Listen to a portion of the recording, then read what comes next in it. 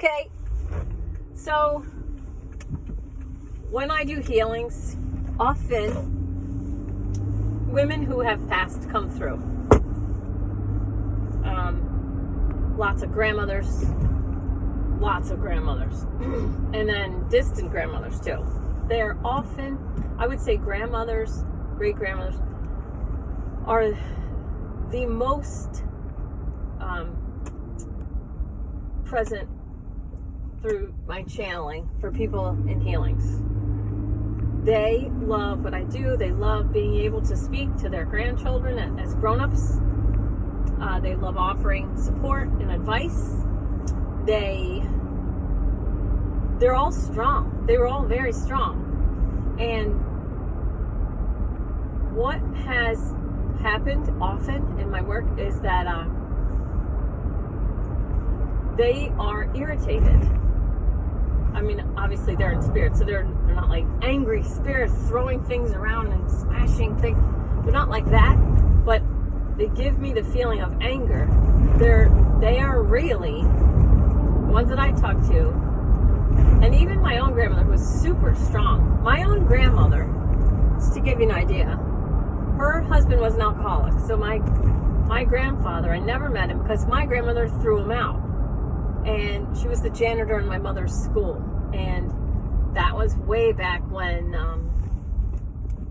men had to pick up paychecks for women. So after she kicked her alcoholic husband used to drink his paycheck away and then hardly bring any home, and she had 5 kids. So she kicked him out, and the kids had to live with different relatives, and she actually had to go on welfare for a little while, and she paid it all back. My grandmother paid back every penny that she took in the form of welfare. She paid it all back, and they said, "Lady, you don't understand. It's welfare. You don't pay it back." And she's like, "No, you don't understand. I don't take handouts." And I thought about that a lot when I found out, like, actually Judd and her family the Judd family was on welfare for a while. I'm like, huh. And now how much money they have, and like, you know, congratulations for your success. But I wonder how many people, like starving artist types, could be multimillionaires also if they just took welfare. You know, I don't know. Maybe I'm giving people ideas. I don't know. Anyway, women that have passed, the ones that I've met, very strong. Keep in mind, they're the strong ones that come through to give very, very good advice to their grandchildren and great-grandchildren who are alive now. They just are like shaking their heads, if I have to put it in like a human terms. Like, they're shaking their head like, what are these people turning us into victims for? They worked with their husbands to raise children. Everything wasn't about money. Like, things weren't about money. And so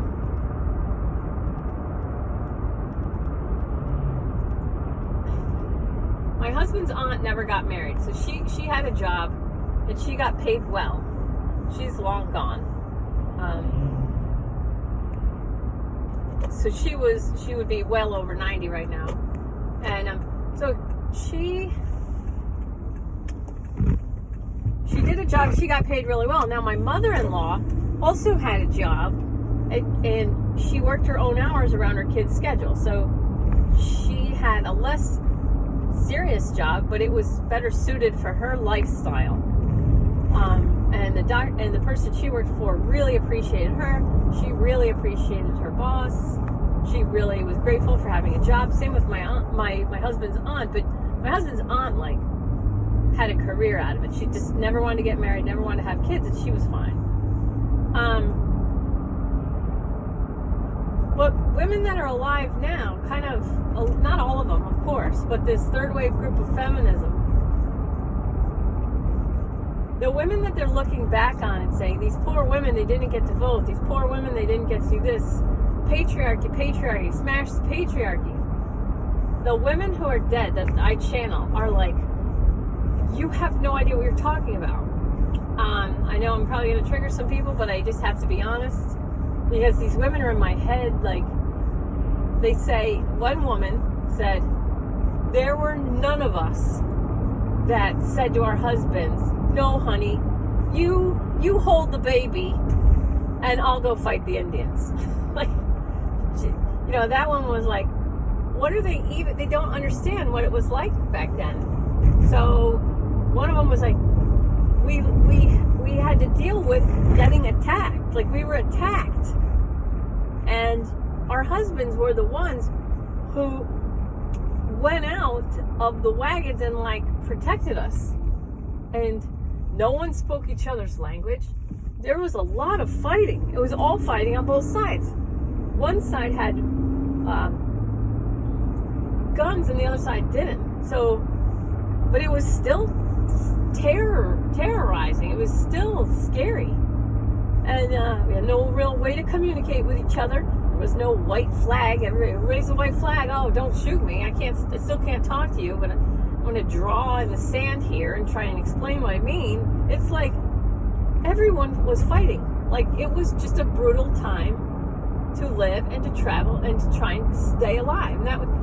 And it was like men and women worked together to stay alive, raise children, and like do the best we could. Anyway, this group of women that have all passed different time periods, but all passed, want to do they want to do like a channeling session like I did with Neem Karoli Baba. They want to answer questions and they want to talk about what their experience was like when they lived, and they want to make their information available to young women that maybe have a heart's desire or a longing to raise kids and enjoy their life and enjoy their children and enjoy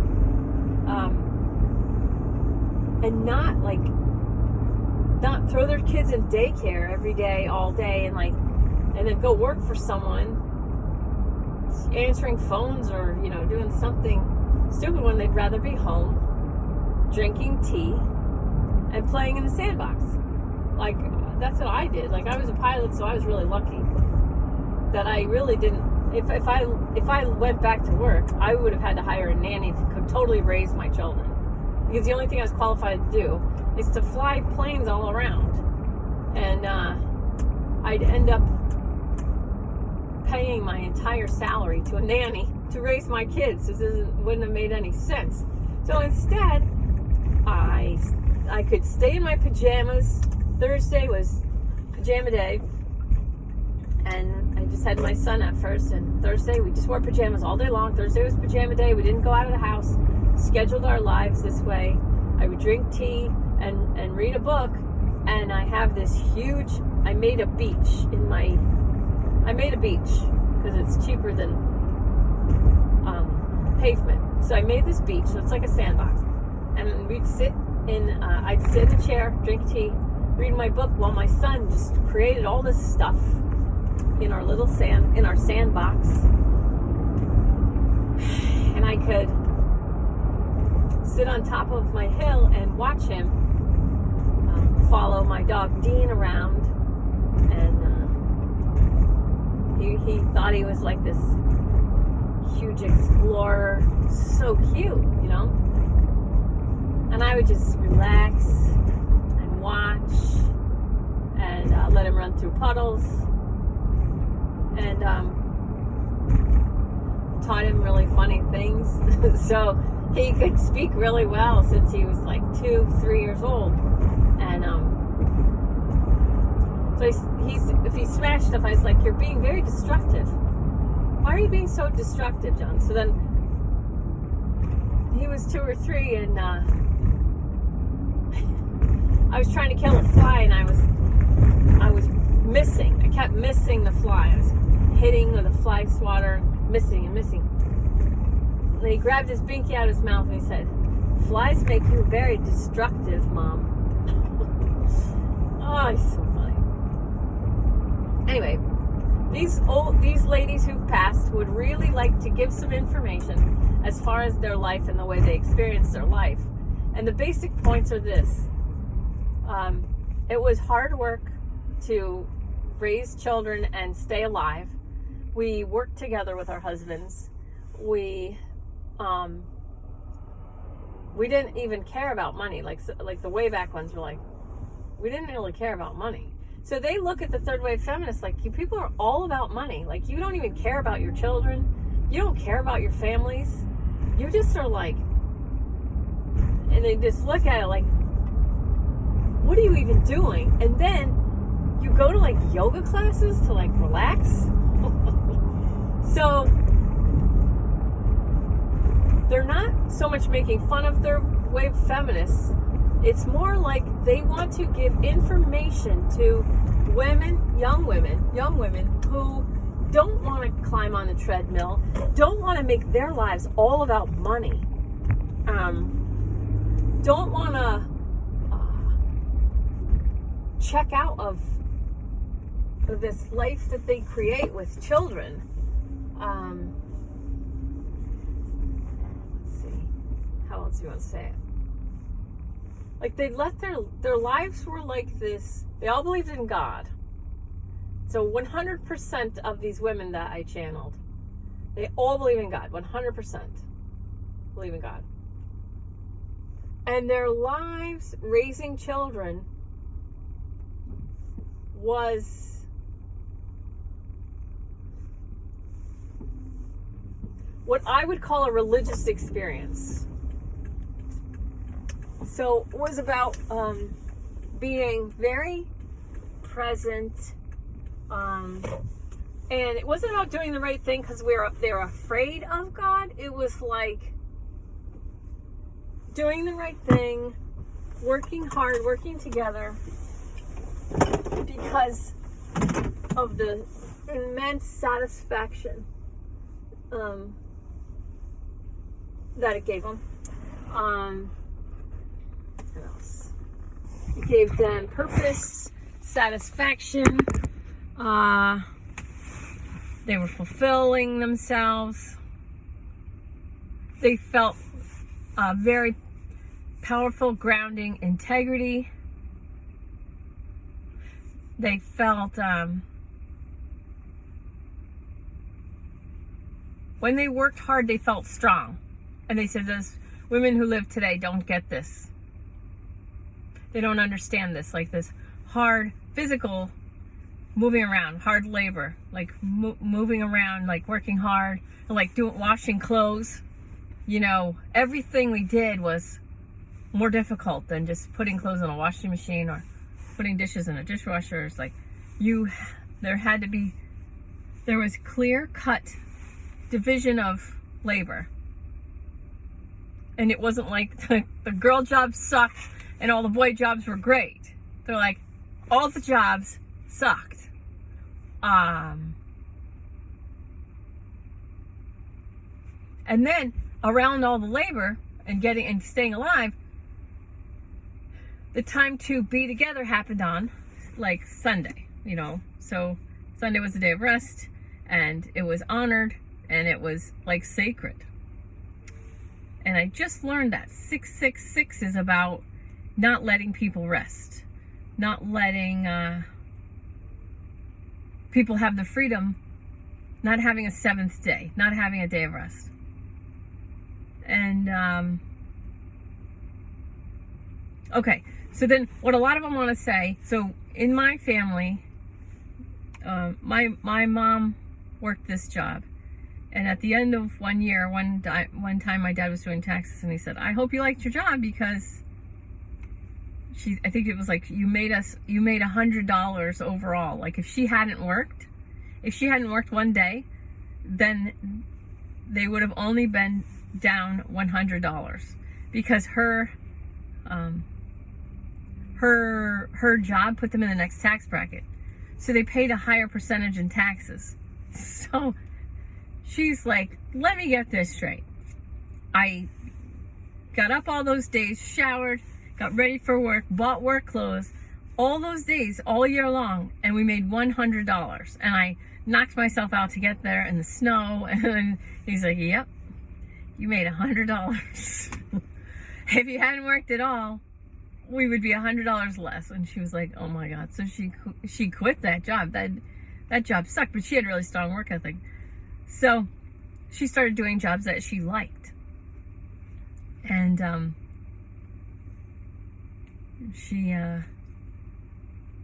my mother was hilarious.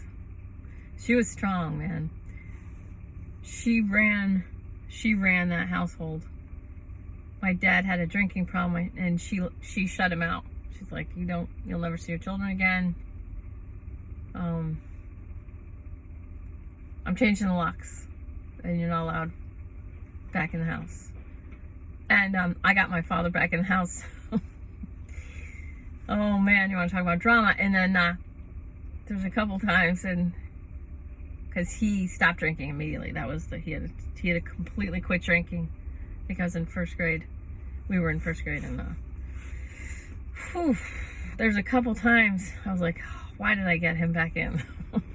But he's awesome, and he was there when she died. He was there for her till death do us part and all that. So he did a good job. He did the best with what he had. All the PTSD that he's got. So, there was someone on Twitter was bashing this a veteran for something, saying something, and this younger veteran said, "I'm sorry that we don't come back from, war, being this perfect, loving, pious individual that you think we should be, while we're over there witnessing hell and fighting for your freedom." It was a really good response. And it was like, sorry, not sorry, but it was really well done. Yeah. All right. So these women that lived a long time ago, they just want to let women know, young women who are trying to decide what they're going to do. And I have a couple guys that I know that stayed home and raised kids. And when you stay home and raise kids, no one's getting... You're the one getting all the benefit of your labor. But if both parents are working, both of those incomes get taxed, and then you have to put your kids in daycare, and then the daycare provider gets taxed too. So instead of letting one parent stay home and raise kids, and then one parent goes off to work and supports everybody, like, why isn't that fine? I don't really have anything to prove because I was a female airline pilot and I flew all over the world and I had a great career, and I made money and enjoyed myself, and now I do what I do now, and I'm a stay-at-home mom, and I have the best time. And if I want to stay in my pajamas all day, I can. And if I want to make mermaid tails in the sandbox, I do that. And the summer is the best. We just go on the trampoline and go in the pool, and I try not to spend a lot of money, and I just let my husband pay for everything, and then I meditate, and I can read, and I can work with people, and I can do a lot of stuff for free for people. My husband always says, your money is your money, and my money is our money. I'm like, I like that. I like that equation. It's a fine way to live. It's a perfectly fine way to live. And so these women who lived in the past, while they're not trying to tell the women who are on the treadmill like next to the men all about money, they're not trying to tell those women you're doing something wrong. Who they want to speak to through me they want to tell young women that don't want their lives to revolve around money and prestige and powerful job offices and stuff. They want to talk to the women who just want to enjoy their children and raise their families and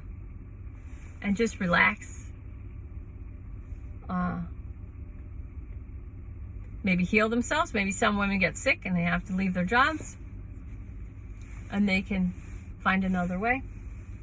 So they want to talk to women who feel like, if I'm just working all the time and putting my kids in daycare, what am I really doing? Am I happy?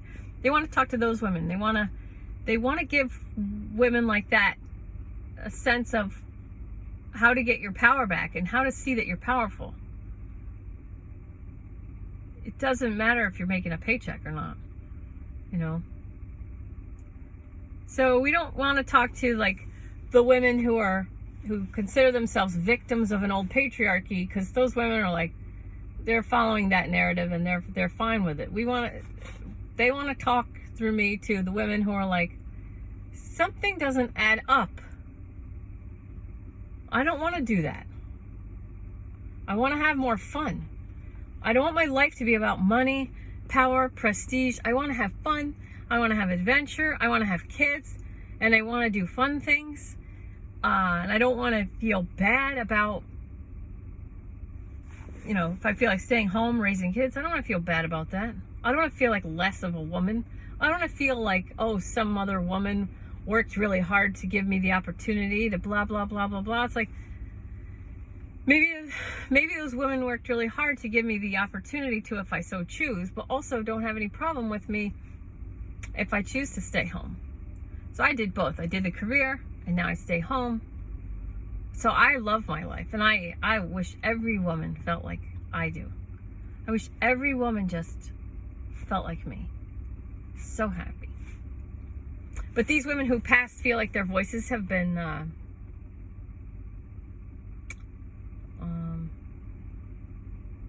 muted. They feel like their experience has been shit on. They feel like they've been turned into victims that they never were, and it's annoying that people now with dishwashers and clothes washers and vacuum cleaners, like, look back on their lives and are trying to make them into victims. They're like, I was powerful. I ran a household. You have no idea how difficult it was to live back then. And you're turning me into this victim? As if I was this servant to my husband? When I was the one, like the Spanish lady's like, I was the one telling my husband, we need a bigger house. You need to give us a bigger house. I need more money. You need to get us more money. And then he had to go get another job, and then another job. And it's like, I called the shots. So these strong, powerful women that lived long ago and ran their households long ago, and they were amazing, and they were forces, and they were mothers, and that like meant something. That meant something. Being a mother and raising a family was like something they were proud of, and they loved it, and they loved their lives, and they didn't feel like victims.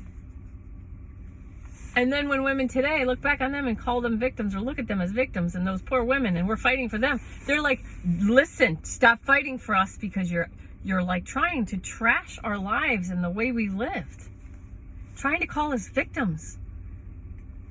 And we weren't. We were powerful. We were matriarchs. We were,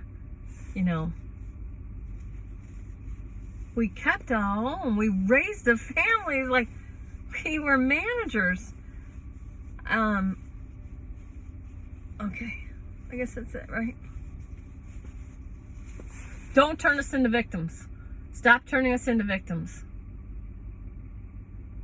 We loved our lives, and we were powerful. And we were not trying to fight the people who are following that other narrative. We're trying to reach out to the women who want what we had, and we loved it. We felt powerful. We were powerful. And we want to give our information to the women who know what we're talking about, and they can feel it, but they're being influenced by these people who don't know what they're talking about, basically. All right. All love, all blessings.